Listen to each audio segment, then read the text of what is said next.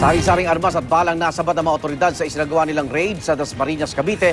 Kabilang sa mga naaresto ang number 3 na most wanted ng Kawit. May exclusive report si John Consulta. Live, John!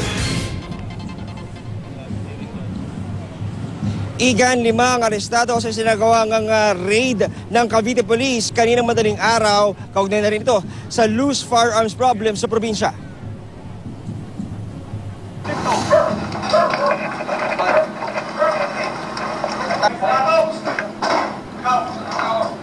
Sabay-sabay na sinalakay ng mga tauhan ng Provincial Public Safety Company, Mobile Patrol Unit, SWAT at Provincial Intelligence Branch ng Cavite Police ang tatlong magkakahiwalay na target area sa Dato Ismael, Dasmariñas, Cavite.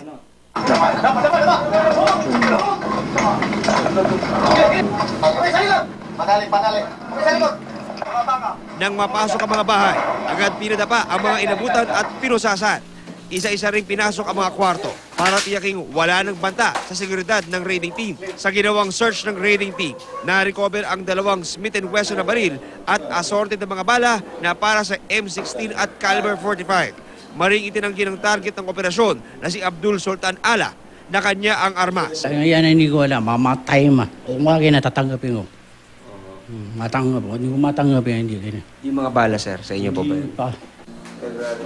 Bumagsak din sa kamay ng Cavite Intelligence Branch ang number 3 most wanted sa Kawit na si Arturo Santana na umano'y notorious na tulak ng droga sa probinsya, bagay na kanyang pinabulanan ayon sa Cavite Police.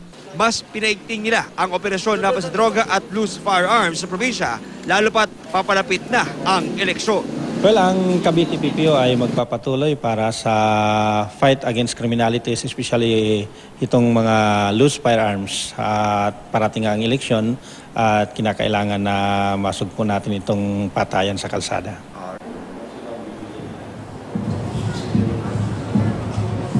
Igan, tiniyak na pamanuan ng Cavite Provincial Police Office na patuloy nilang paigtingin ang kanilang kampanya kontra nga sa loose firearms, lalo pat malapit na nga ang eleksyon sa ating bansa. Igan. Maraming salamat, John Consulta.